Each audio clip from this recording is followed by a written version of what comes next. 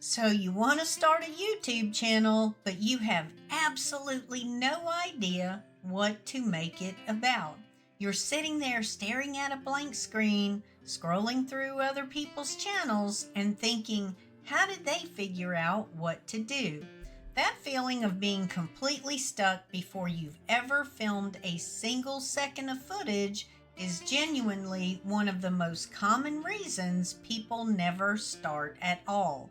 Today, we are going to fix that because choosing your niche doesn't have to be this massive, paralyzing decision that keeps you frozen for months.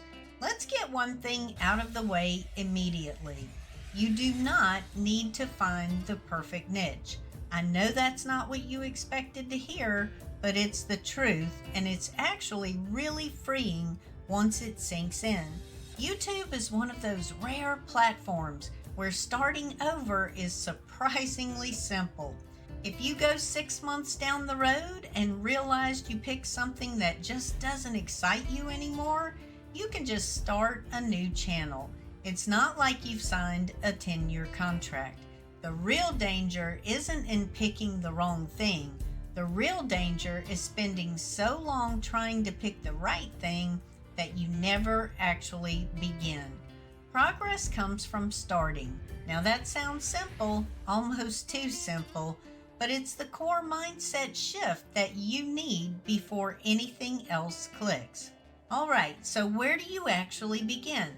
There are 3 starting points that work incredibly well for beginners, and I want you to listen to all 3 before you decide which one fits you.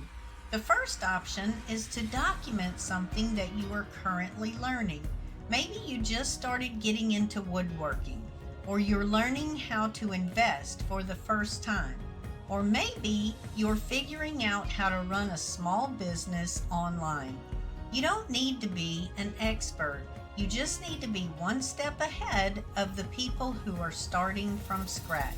There's actually something really powerful about being a beginner who teaches other beginners because you remember exactly what it felt like to not know anything at all about that particular topic. You can ask the questions that experts forgot were even confusing. This approach is genuine, relatable, and much easier to sustain because you're learning right alongside your audience. The second option is to build around something you already know. Now, I know what you may be thinking. You're thinking, I don't really know anything special. But here's the thing, that is almost never true. You've been alive for how many years? And you have picked up skills, habits, experiences, and knowledge that feel ordinary to you, but would genuinely help someone else. Maybe you've been cooking budget meals for a large family for years and you just do it automatically, but that's really valuable. Or maybe you figured out how to manage anxiety through specific routines. That's valuable too. The fact that something feels basic to you does not mean it's basic to everyone. The third option is to create content around something that genuinely interests you, even if you're not deeply skilled in it. Passion and curiosity are contagious on camera. When someone is clearly excited about what they're talking about, viewers can feel that. Interest keeps you going when the channel is small and the views are low. Now here's where a lot of people go wrong even after they've identified a general area. They pick something too broad, and when your topic is too broad, your channel becomes kind of fuzzy and hard for YouTube's algorithm to figure out, which makes it harder for the right viewers to find you.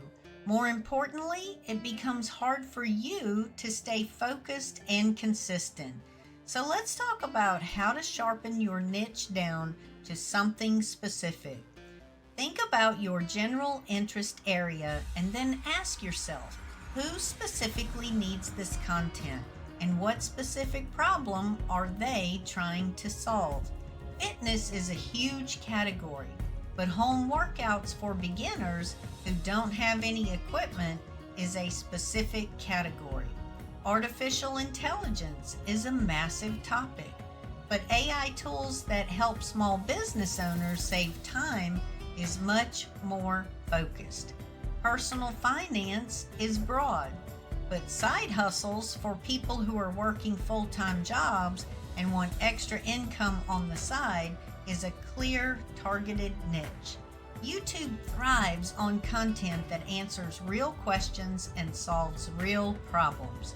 The more specific your focus, the easier it is for the right people to find you, watch your videos all the way through, and come back for more.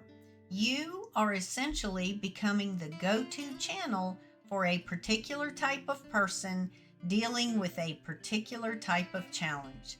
There's also a practical filter you should run your niche idea through before committing to it. Ask yourself 2 questions. First, are people already searching for this? You want to ride existing demand, not create demand from nothing. And second, does this niche connect to something that people would pay for, whether that's a product, a service, a course, or a solution to a real problem? The most sustainable YouTube niches tend to exist in spaces where people are motivated by making money, solving a specific problem, or genuinely improving some part of their lives. That doesn't mean that you need to have a product or a service right now. It just means you're planning yourself in a space where there's real value and real audience motivation. Someone who wants to lose weight before their wedding is highly motivated. Someone who wants to quit their 9-to-5 is highly motivated. Someone who wants to stop feeling overwhelmed by their finances is highly motivated. Motivated audiences stick around, they engage, and eventually support the creators who help them. Now let me give you a really practical exercise that cuts through all the overthinking. Grab a piece of paper or open a notes app and write down 5 to 10 things that you know, enjoy, or are currently learning. Don't filter yourself, just write them all down. And then next to each one, try to write a more specific version of it. Who is the audience, and what specific thing are they trying to accomplish or fix? And then ask yourself, could I make at least 10 genuinely helpful videos about this specific version? If yes, then you have got yourself a working niche. 10 videos is the magic number here because it's low enough to feel manageable, but high enough to confirm there's real depth to what you're choosing. If you struggle to think of even 5 video ideas, that's a signal the niche might be too narrow or you're not as connected to the topic as you thought. One more thing I want to address because it comes up all the time. What if someone else is already doing your niche? What if there are already successful channels in the space that you want to enter? This is actually a very good sign, not a reason to avoid it. It means there's always an audience.